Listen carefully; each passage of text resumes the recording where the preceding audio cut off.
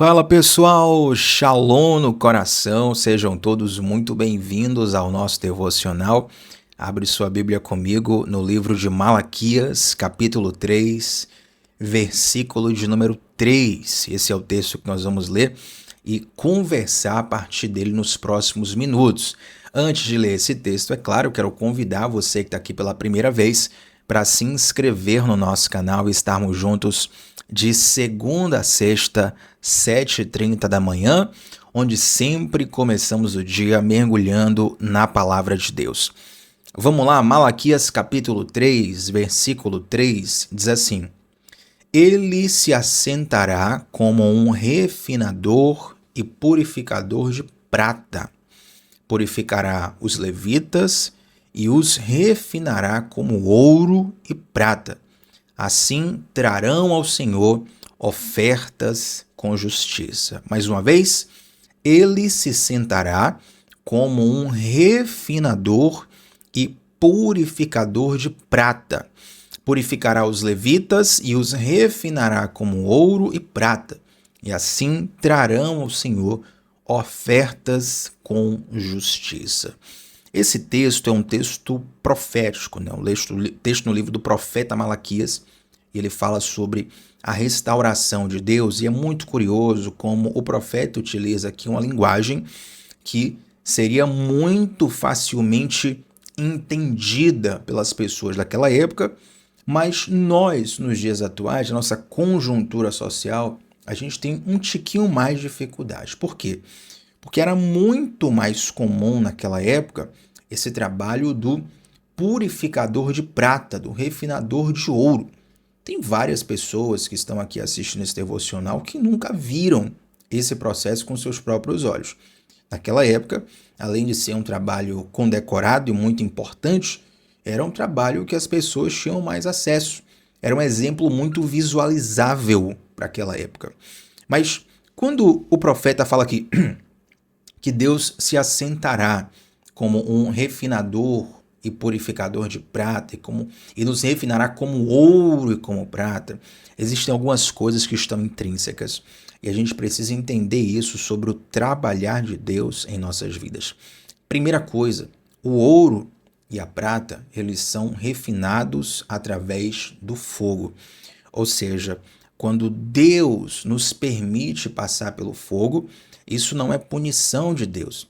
Na verdade, isso é um tratamento de Deus, um processo para que nós venhamos estar refinados. Aquele ouro que você vê no colar de ouro, numa joalheria condecorada, aquele ouro que brilha aos olhos, aquela prata que brilha aos olhos, ela está ali pronta.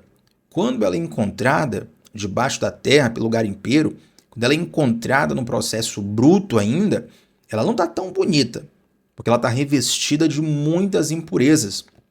Então, esse processo de refinar prata, refinar ouro, tem a ver com tirar as impurezas para que chegue naquele produto final que todos admiram e que muitos querem adquirir e pagam caro por isso. Então, para você se tornar para você, na verdade, ter esse padrão valioso, para você se tornar essa joia rara e preciosa, Deus vai te permitir passar pelo processo de refino.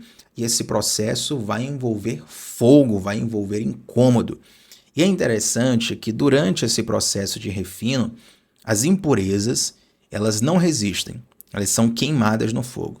Mas o ouro e a prata, eles permanecem. Ou seja, aquilo que é valioso consegue resistir ao teste do fogo. Já parou para refletir sobre como muitas vezes algumas provações na nossa vida vêm para revelar quem são os nossos verdadeiros amigos? Quando a gente está na melhor, quando a gente está lá no auge, todo mundo quer se aproximar, não é verdade? Todo mundo quer uma foto, todo mundo quer uma mensagem no WhatsApp, todo mundo quer estar próximo, quer estar perto.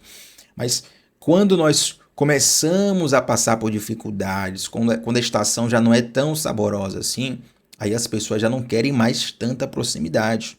Opa, já não é mais tão vantagem estar com fulano de tal.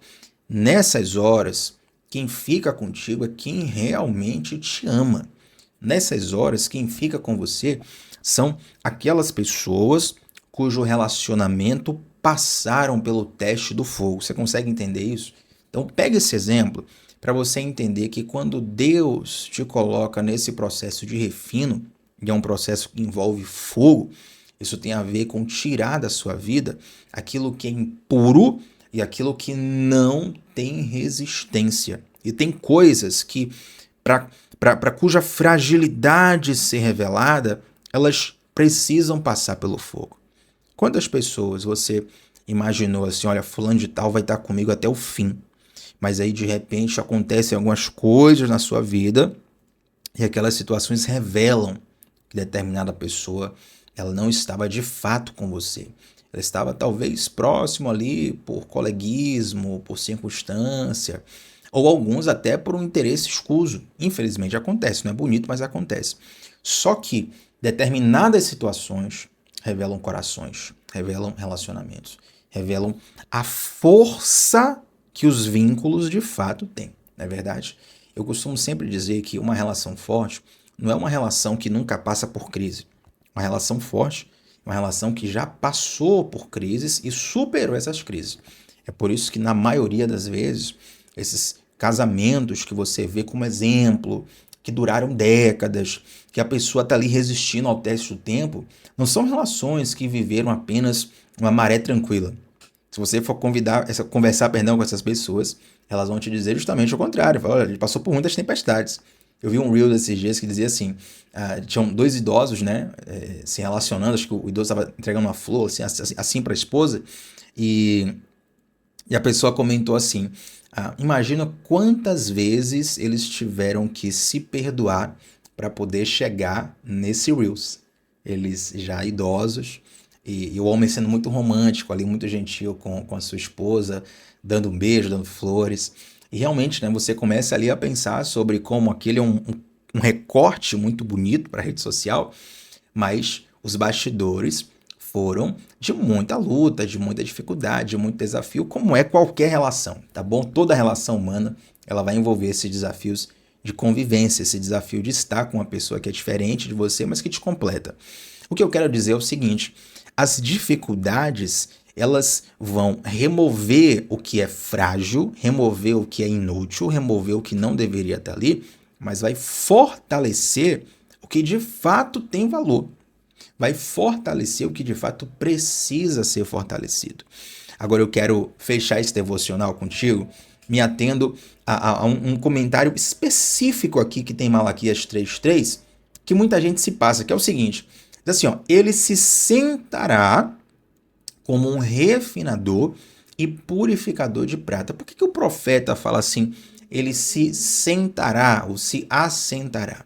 Porque, na verdade, o refinador, o purificador de ouro e prata, eles se assentavam, por quê? Porque eles colocavam o ouro e a prata no fogo e eles não podiam desviar os olhos daquele fogo. Pelo seguinte, eles tinham no seu olhar a medida correta, da hora exata de tirar o ouro e a prata.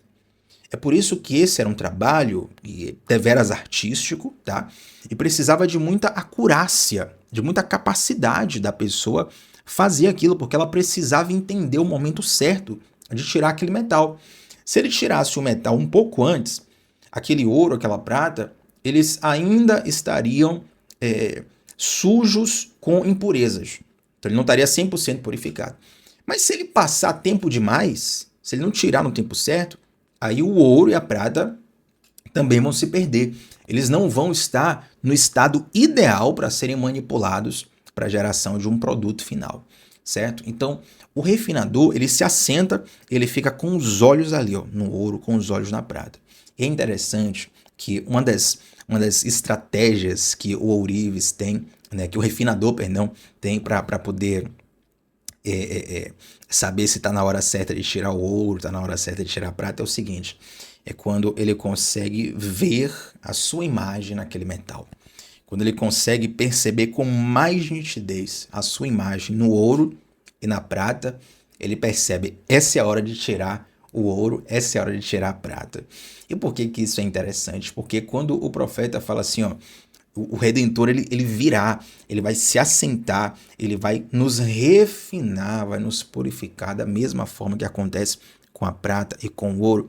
significa que Deus, ele nos permite passar pelo fogo, ele usa isso para o nosso bem e ele só nos remove do fogo quando ele vê a imagem dele em nós.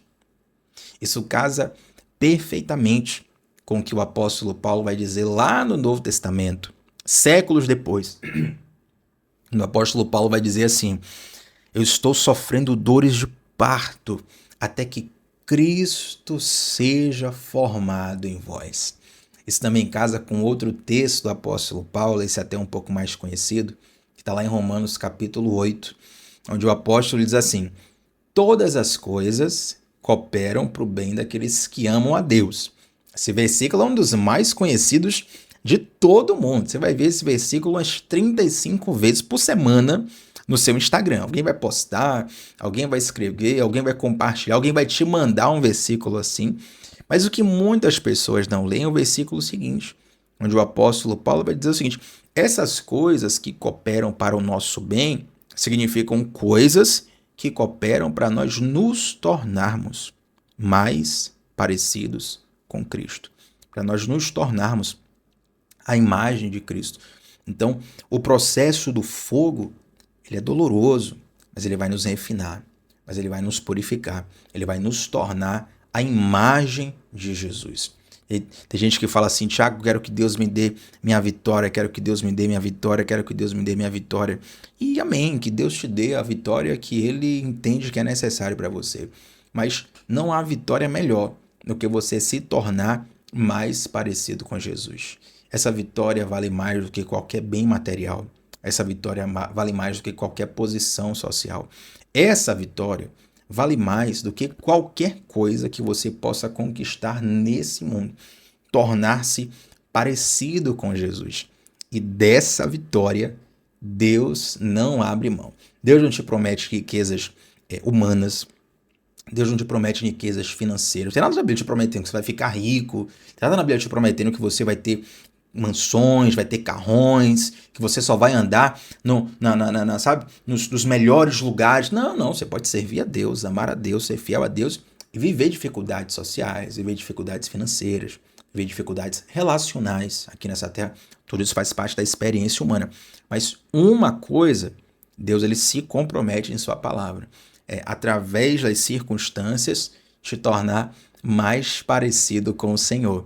Então, esse processo de refino, esse processo de purificação, esse processo de fogo tem a ver com Deus moldando a imagem dele em você, colocando o caráter dele em você, transferindo o coração dele para você. Eu sempre digo isso sobre discipulado, que discipulado ele não é só uma transferência de informações. Claro, quando nós discipulamos, nós também conversamos e recebemos novas informações. Você descobre coisas na Bíblia, na teologia, na história que você não sabia. Mas discipulado é, acima de tudo, uma transferência de coração. E Deus utiliza muitos meios, muitas ferramentas para transferir esse coração.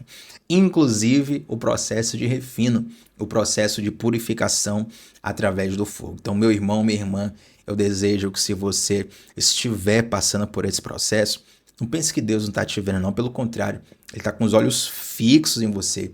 E, na verdade, é Ele que está conduzindo todo esse processo. E se você está fugindo desse processo, pare de fugir. Porque uma hora ou outra, você vai acabar percebendo que esse é o melhor lugar para você estar. No centro da vontade de Deus. Mesmo que nesse centro da vontade de Deus envolva desconforto, envolva incômodo, envolva o queimar de algumas impurezas que talvez você ama, que talvez você está apegado, que talvez esteja incrustado em você.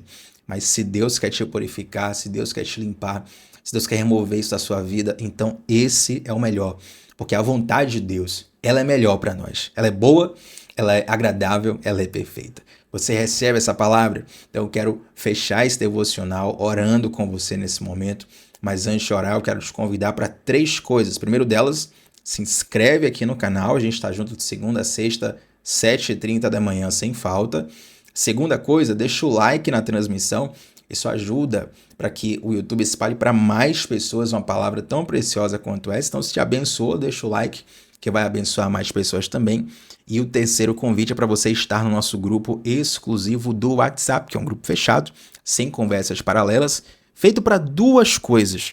No início da manhã, 10 minutinhos antes do devocional, eu mando o link na palma da sua mão. Isso ajuda muito na constância. E o segundo envio é pela tarde, onde eu pego as anotações desse devocional e mando para você por escrito em PDF para você estudar e aprofundar ainda mais no conhecimento da palavra. Para entrar no nosso grupo, clica no link que está fixado nos comentários, tá bom? Vamos orar ao Senhor? Pai, nós somos gratos a Ti pelo Teu trabalhar, nós somos gratos a Ti pelos Teus processos, nós somos gratos a Ti porque o Senhor não tira os Seus olhos de nós.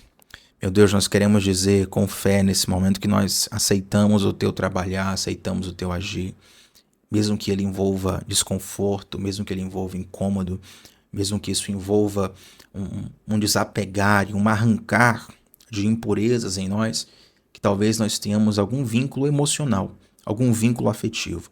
Meu Deus, tira de nós, da nossa vida, da nossa história, o que o Senhor quer remover. E acrescenta em nossa vida, em nossa história, o que o Senhor quer acrescentar. Ajuda-nos, Deus, a confiar em Ti e a entregarmos todo o nosso desejo, todo o nosso coração a Ti. Nós somos gratos ao Senhor. Te louvamos por tudo isso. Em nome de Jesus.